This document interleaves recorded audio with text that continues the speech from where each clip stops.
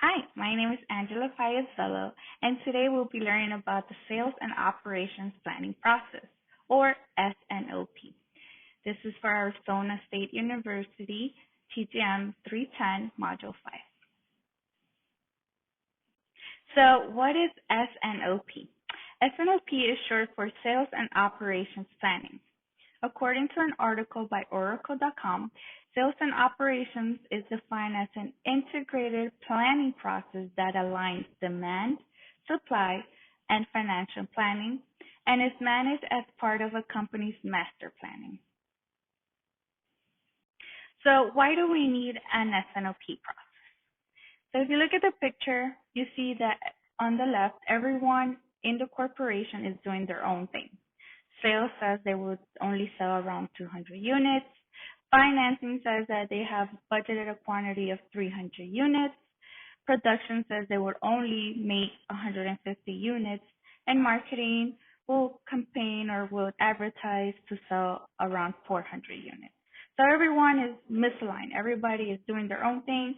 And the S&OP process allows everyone in the corporation to be aligned, to be on the same page. We can put this in simple terms by thinking about us going to an orchestra concert.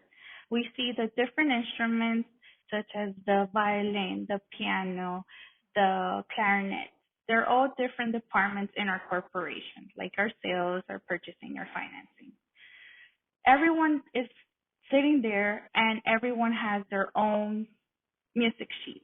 As they're playing, everything just sounds like chaos. So we need everyone to have the same music sheet so that everything is good. The music is playing in a nice harmony. That's what an S&OP process is. So how often should companies perform a S&OP process?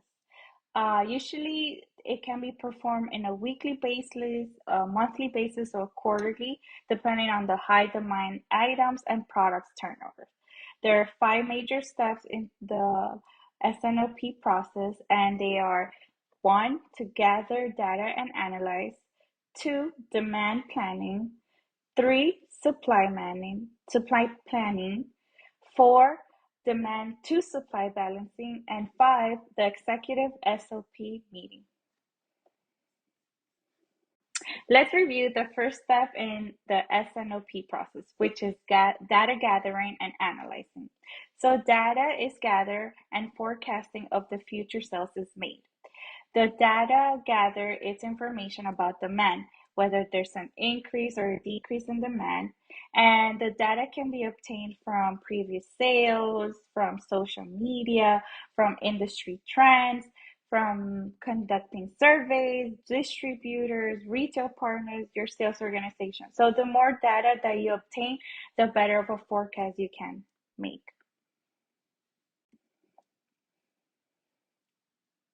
Now let's review the second step in the S&OP process, which is demand planning.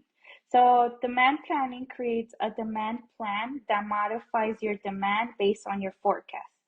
The demand plan predicts or adjusts the demand required for the product and the components needed to build that product.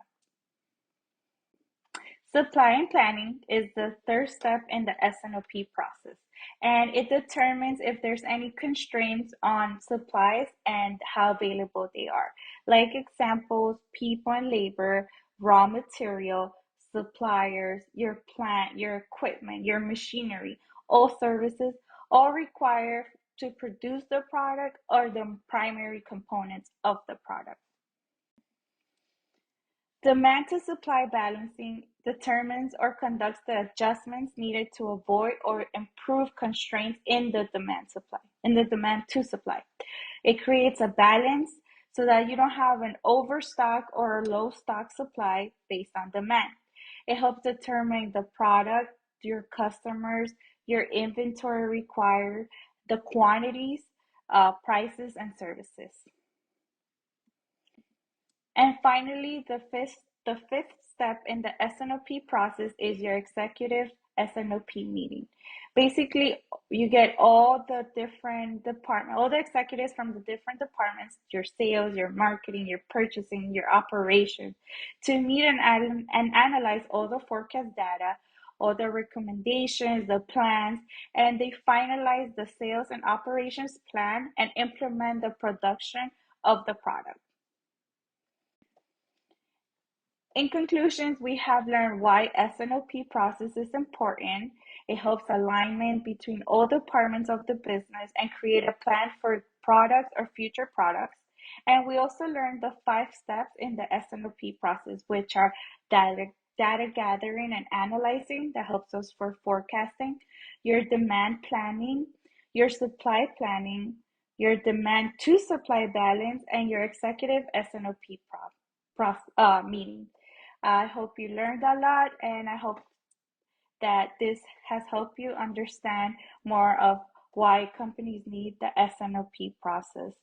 Here are my resources, and I hope you have a great day. Bye-bye.